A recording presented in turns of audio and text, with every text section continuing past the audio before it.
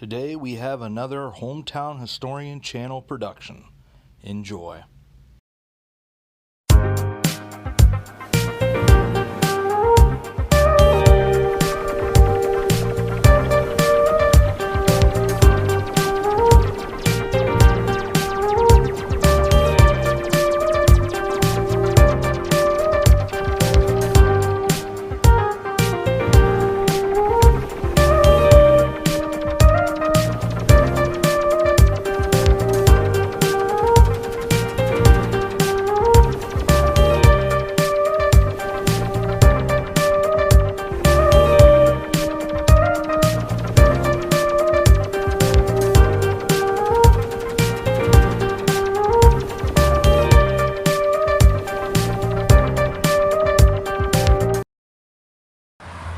Hey everybody, we are here in Heckton, Pennsylvania. This is just a historic marker that's put up. It's not a Pennsylvania, it was put up by the town itself. Village of Hecktown, formerly Althea Grove, named for Dr. Lewis Heck, born 1810, died 1890. Reared in Shippensburg, Dr. Heck settled here in 1832. He practiced medicine and served as a representative in the Pennsylvania General Assembly during the Civil War.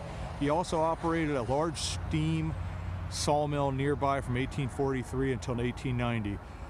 Dr. Heck died on August 26, 1890 and is buried in the Riverview Cemetery east of here.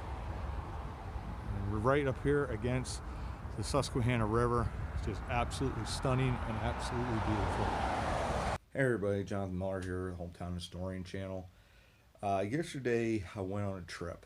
I actually have country roads take me home that I'll put up later. I went on an exploratory trip. I went to go hit a number more of these YouTube shorts, if you will, the historic markers of history in a minute. I'd gone to Fort Hunter before. It was a French and Indian War fort that was right there on sort of a corner, sort of, I don't know what the word I'm seeking right now, but it was a really great place along the Susquehanna, and they used that fort specifically to load the materials that were needed for Fort Augusta, which was in Sunbury. I think at the time it was called Shamokin, but now, present day, it's called Sunbury. And Fort Augusta was quite the substantial fort. I mean, that was the frontier of the frontier. And they used that Fort Hunter as a place just because of its location being close to Harrisburg and some other centers, towns that were a little larger, had a little bit more, the materials were close at hand to put on a boat and send it up the Susquehanna to Shamokin, at that time to Fort Augusta. So it's an area that has a lot of really interesting history, and the Captain McAllister was quite the, I don't know if flamboyant's the correct word, but he was a really interesting guy. Now the sad part, the horrible part, is this is one of those areas north of the Mason-Dixon line where slavery did exist. We've talked about a couple other places. The Isaac Meyer homestead, that was a plantation. They actually had slaves of African descent. A number of other places. It's one of those parts of history that they don't like to talk about, that yes, slavery still did exist north of the Mason-Dixon line, and it's fact, it's history. There's actually a slave cemetery which I wanted to try to visit as well.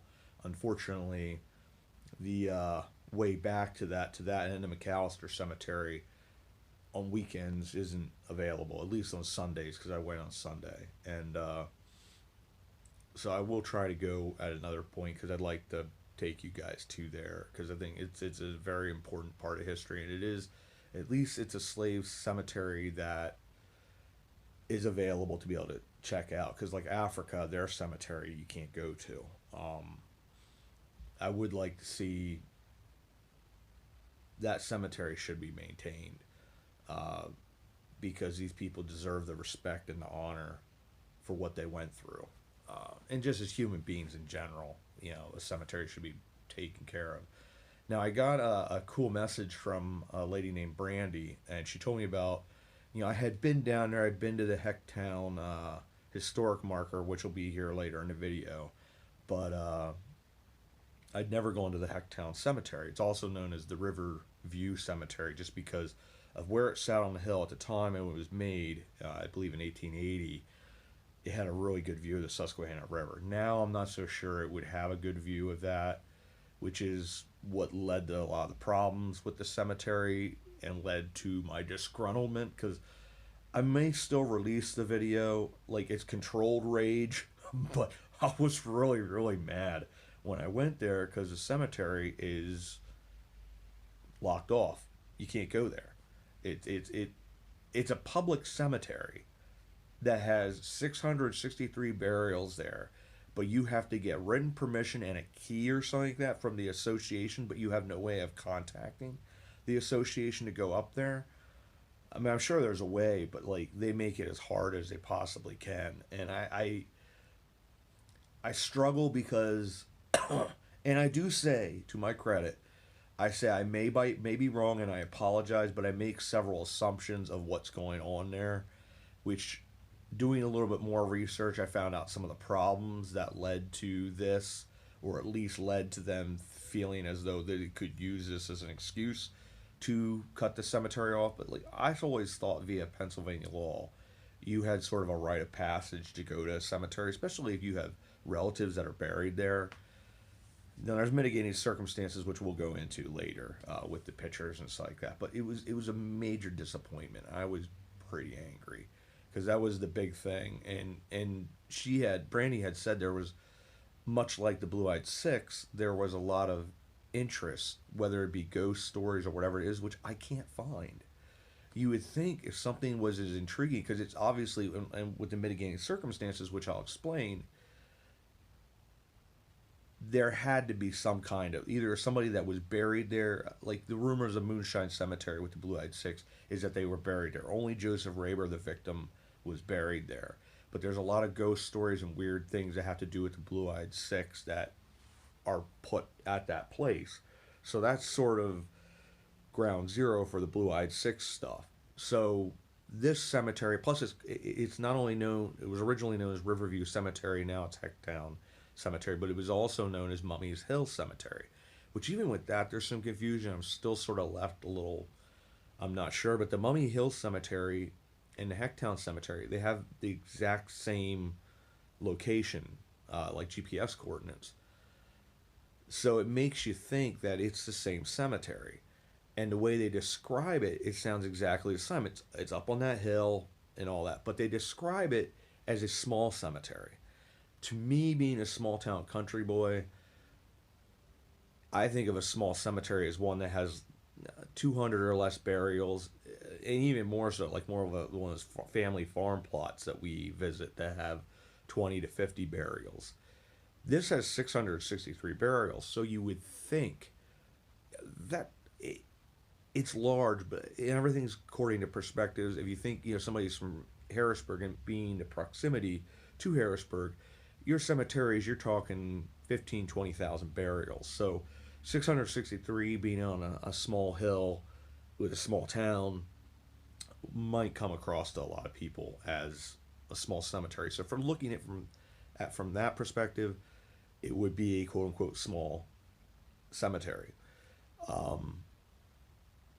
So I think they're the same thing, but like to get a name like Mummy's Hill Cemetery, you would think, which I'm looking through right now and find a grave. I'm looking through all the different burials to see if there's somebody beyond Dr. Lewis Heck, because I think I was calling him Dr. John Heck for some reason in some of the videos, because my brain can't compute stuff sometimes when I'm angry. But I needed a Snickers bar. But it just really bothered me, because like I said, I think with Pennsylvania law, you have the rite of passage, and they have this gate across the road. And I sort of went by it the first time. I was like, well, that can't be it, because it had the direction as you go. And then I was looking at the directions, and sure enough, that's it. And it's like, no trespassing, private property. And I made the assumption, I bet you it's a commercially bought it. Even like I said, which it may not be the country club, but somebody with an idea of, at some point, we're going to use this land for some commercial activity. And because the cemetery is so well hidden, to a degree because of the undergrowth that's been allowed to grow around it. They could destroy it and run it over, and nobody would know until somebody went up there, technically illegally, that didn't have permission, and like they took the cemetery out. So it makes you wonder what's going on. So as the sign says, this was originally called Althea Grove.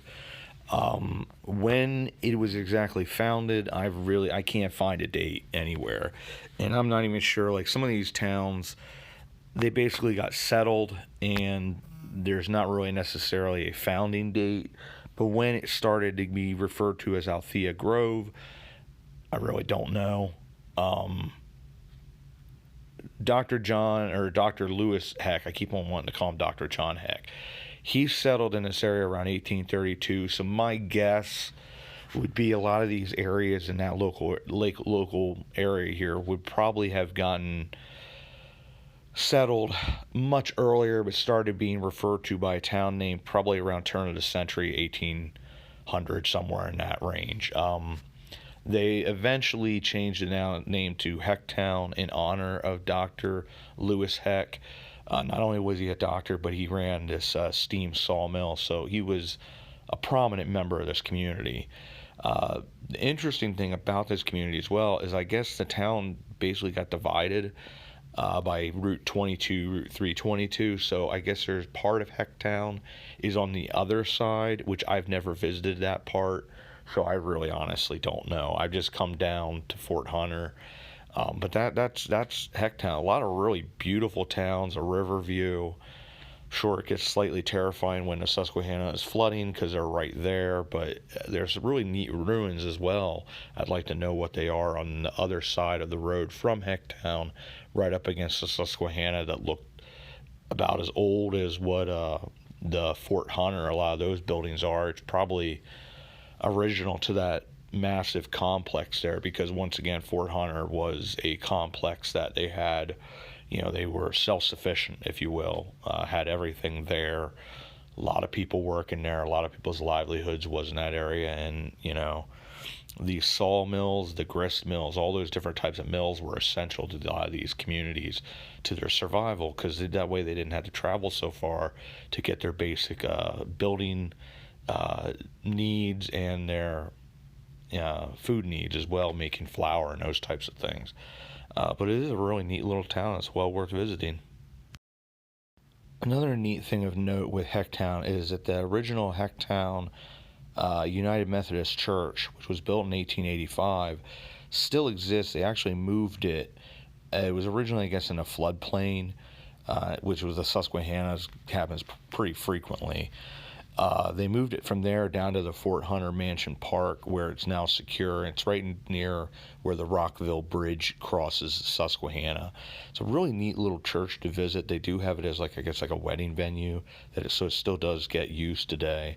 But it experienced a fire at some point, so they said the inside things are a little different than what they had originally been, because obviously the fire destroyed part of that. But it's another neat thing with this Hecktown and Fort Hunter Mansion Park right there, and the town of Rockville, which is just south of Fort Hunter, that are worth visiting. Plus the beautiful Susquehanna's right there. So the Heckton Cemetery is sort of a unique place. It's a quandary, if you will, because you just sort of don't know what's going on here necessarily. It was originally started in 1880, was originally called Riverview Cemetery because at one point it had a really beautiful view of the Susquehanna River, thus the name. But the thing that I don't understand is, I believe this is the Mummies Hill Cemetery, like we talked about, but I can't confirm that 100%. So if anybody has any information in that regard, it would be great. The reason it's given that it was closed off to public access was because apparently there was quite a bit of vandalism, which, given the nature of how overgrown it is around the cemetery, it does make it a particularly vulnerable place to vandalism. Plus, whatever the stories are, or whoever's buried there that has caused this, like Brandy had said, it had the notoriety of like the Blue-Eyed Six with the Moonshine Cemetery.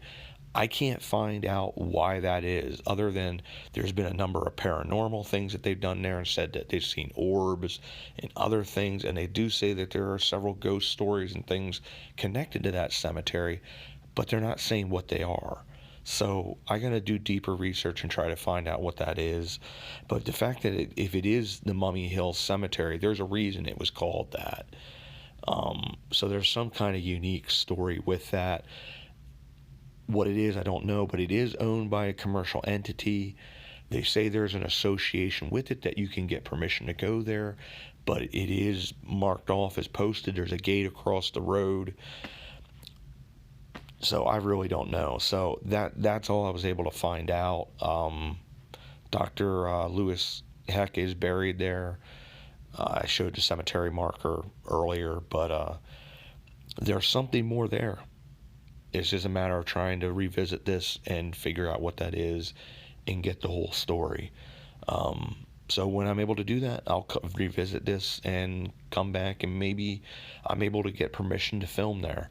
I doubt it, because they're not going to want to bring any kind of attention, and quite frankly, vandals don't care whether you're posted or not. So they're probably trying to let everything quiet down in that regard and remove any information that would be there that talks about what the stories are that made it such a popular place.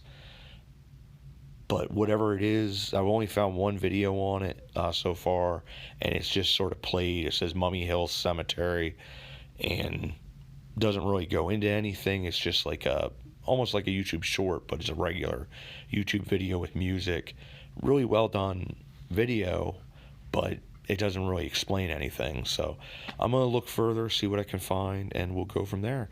But I want to say, as always, thanks for coming along. I may release that video where I sort of rant and rave. We'll see whether I do it or not. But thanks as always for coming along, and we'll see you all about town.